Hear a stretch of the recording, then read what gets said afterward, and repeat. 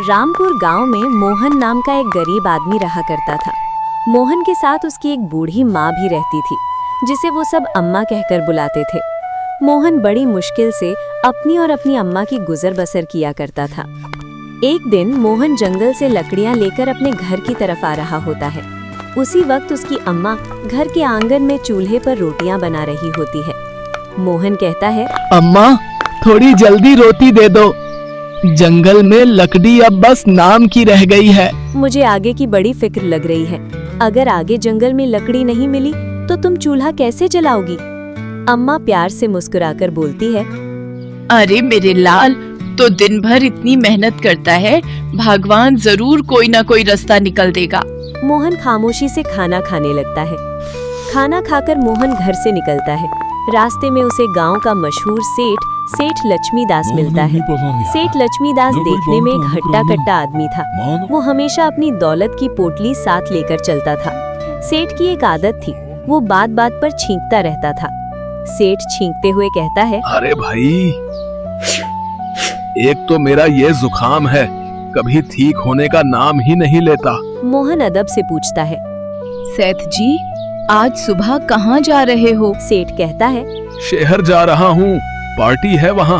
मोहन कहता है, सेठ जी, मैं तो बस जंगल से लकड़ियाँ लेने गया था। आप तो जानते ही हो, गरीब के घर में चूल्हा जल जाए तो वही बड़ी बात होती है। मोहन आगे कहता है, आपको कभी लकड़ियों की जरूरत पड़े तो मुझे बता दीजिएगा। आज लकड़ियाँ थोड़ी कम मिली हैं, कल आपके घर छोड़ जाऊंगा, आप बिल्कुल फिक्र मत करना। सेठ लक्ष्मीदास कहता है, हाँ हाँ मोहन, बहुत अच्छा किया तूने। मोहन थोड़ा झिझकते हुए कहता है, सेठ जी, आप मेरी हालत तो जानते ही हो, घर में अनाज का एक दाना भी नहीं बचा। मोहन की आवाज भर आती है, मुझे अपनी फिक्र नहीं है, पर मेरी अम्मा, मैं उसे भूखा कैसे रखूं? मोहन कहता है, अगर आप मुझे थोड़े से पैसे उधार दे दो तो मैं कुछ राशन ले आऊं। मैं आपके पैसे जल्दी लौटा दूंगा। सेठ लक्ष्मीदास कहता है, मोहन, मैं जानता हूँ तू सीधा आदमी है, पर तेरी माली हालत भी अब किसी से छिपी नहीं है। सेठ थोड़ी सख्त आवाज में बोलता है, पैसे तो दे दूंगा, पर सोड़ समेत वापस लूंगा, ये बात याद रखना। मोहन फौरन कहता है, जी सेठ जी, आप बस पैसे दे दीजिए। कुछ देर बाद मोहन घर वापस आता है। अम्मा फिक्रमंद होकर पूछती है, अरे लाल, कहाँ रह गया था? मोहन अपनी अम्मा को सेठ से पैसे लेने की सारी बात बता देता है। मोहन कहता है, अम्मा, घर में कुछ खाने को नहीं था, इसीलिए मैंने सेठ लक्ष्मीदास से कुछ पैसे उधार ले लिए हैं। अब इन पैसों से तेरे लिए कुछ राशन ले आऊंगा। अम्मा आह भरते हुए कहती है, हाय राम, अगर तेरे अब्बा आज जिंदा होते तो हमें ये दिन ना देखना पड़ता। अम्मा की आंखों में आंसू आ जाते हैं। तेरे अब्बा इसी रामपुर गांव में समोसे बनाकर बेचा करते थे। पूरे गांव में उन जैसे समोसे कोई नहीं बना सकता था। अम्मा कहती है, उनके बनाए समोसे इतने मजेदार होते थे कि गांव वाले उंगलियां चाटते रह जाते थे। मोहन जोश में आकर कहता है, अम्मा, मैं भी वही करूंगा, तुम देखना, मैं दिन रात मेहनत करूंगा कि पूरे गांव में मेरा भी नाम हो जाएगा, बिल्कुल अब्बा की तरह। उसके बाद मोहन समोसे बनाने में लग जाता है। उसकी अम्मा भी मोहन के साथ बैठकर समोसे बनाने में उसकी पूरी मदद करती है। कोई आलू छीलता है, कोई मसाला भूनता है, कोई आटा गूंथता है। थोड़ी देर बाद सारे समोसे बनकर तैयार हो जाते हैं। अम्मा कहती है, ले बेटा, अब ये समोसे बाजार ले जा और देख, शायद भगवान कुछ कर्म कर दे। मोहन सर हिलाकर समोसों की टोकरी उठाता है और गांव के बाजार की तरफ चल पड़ता है। बाजार पहुंचकर मोहन एक जगह खड़ा हो जाता है और जोर जोर से आवाज लगाने लगता है, आओ भाई आओ, ताजा ताजा गरम समोसे हैं, खाओगे तो मजा आ जाएगा।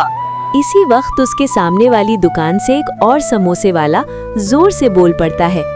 वो कोई और नहीं, गांव का मशहूर समोसे वाला कालू था। कालू गुस्से से कहता है, अरे ये कौन मेरे ठेले के सामने शोर मचा रहा है? वो गौर से देखता है और बोल पड़ता है, अरे यह तो मोहन है, इसकी इतनी हिम्मत के मेरे सामने अपने बेमाजे समोसे लेकर आ गया।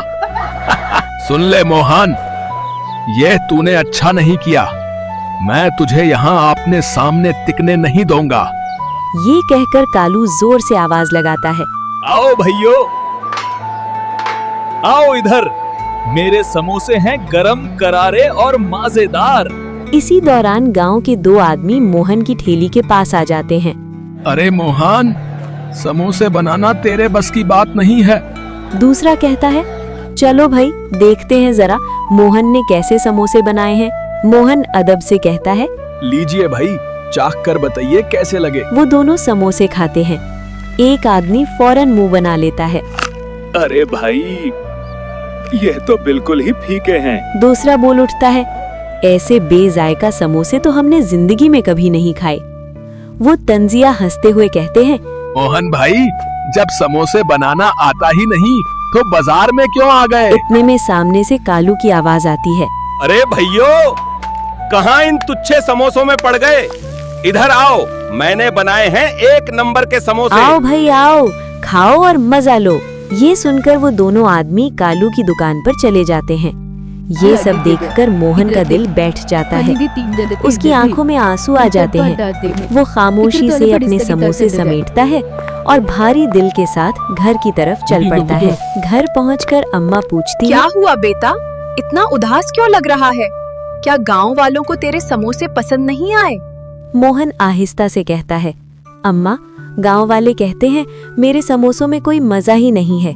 आगे कहता है, सेठ लक्ष्मीदास से जो पैसे उधार लिए थे उन सब से मैंने समोसे बेचने का काम शुरू किया है, लेकिन मेरे बनाए समोसे अभी तक किसी ने नहीं खरीदे। अब और सामान कहाँ से लाऊं कि समोसे मजेदार बन सके? अम्मा मोहन के सर पर हाथ रखकर कहती है, बेटा, तू ईमानदार है, मेहनती है। भगवान तेरी मेहनत जरूर देखेगा और तुझे कोई न कोई रास्ता दिखाएगा। अगली सुबह सेठ लक्ष्मीदास अपने नौकरों को साथ लेकर मोहन के घर आ जाता है।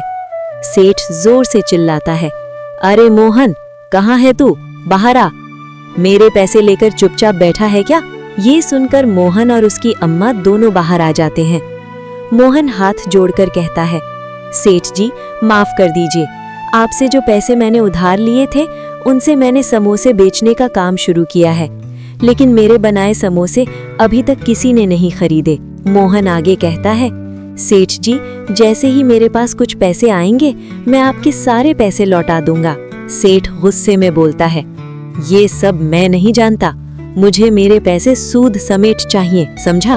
सेठ धमकी देता है, अगर पैसे नहीं मिले तो मैं आकर तेरा घर जब्त कर लूंगा। मोहन रोते हुए कहता है, सेठ जी, ऐसा मत कीजिए, मैं गरीब आदमी हूँ, मेरे पास यही एक सहारा है, मैं अपनी अम्मा को लेकर कहाँ जाऊंगा? लेकिन सेठ एक बात भी ना सुनता और वहाँ से चला जाता है। कुछ देर बाद मोहन फिर से अपने बनाए हुए वही समोसे लेकर बाजार पहुँच जाता है।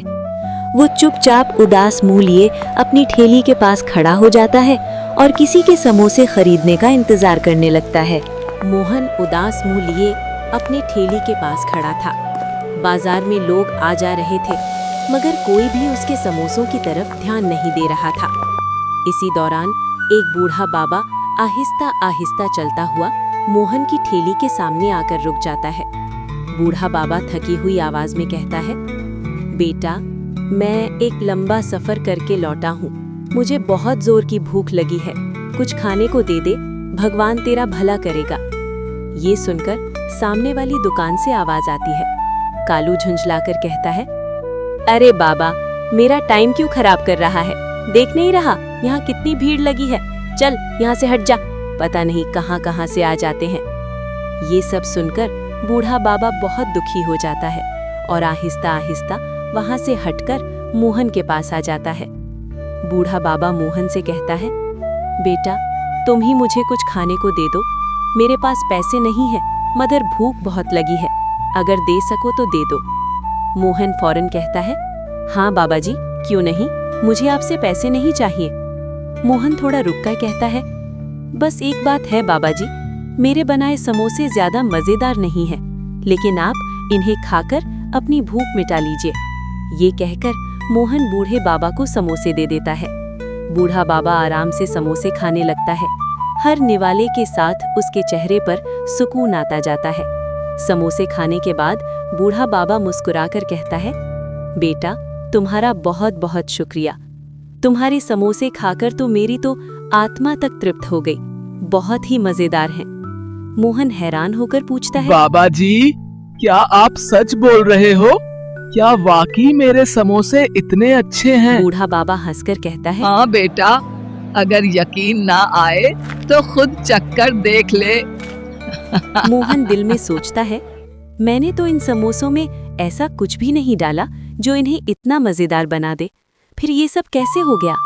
बूढ़ा बाबा मोहन से कहता है, बेटा ये सब तेरे सच्चे दिल की वजह से है। तू खुद भूखा है, गम में है, परेशान है, फिर भी तूने मेरी मदद की। मेरे लिए इस दुनिया के सबसे मजेदार समोसे वही होते हैं जो नेकी से दिए जाएं। बूढ़ा बाबा अपनी झोली से एक छोटी सी जड़ी बूटी निकालता है और मोहन के हाथ में दे देता है। बूढ़ा बाबा कहता है, बेटा ये एक जादुई जड़ी बूटी है।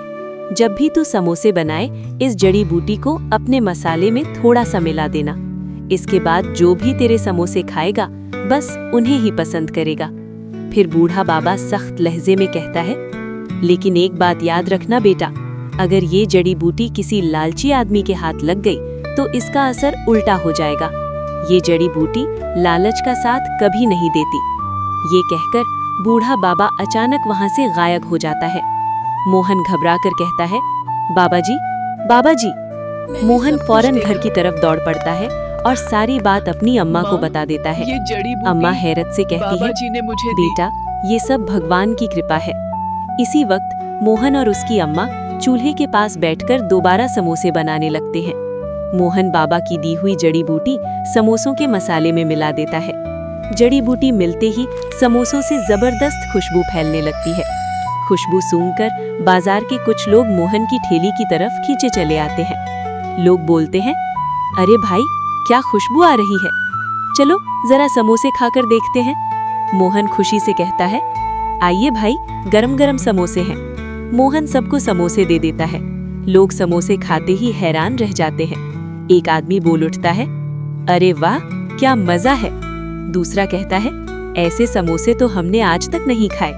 तीसरा हंसते हुए कहता है, भाई 10 समोसे मेरे घर के लिए भी बांध दो। थोड़ी ही देर में मोहन की ठेली पर भीड़ लग जाती है।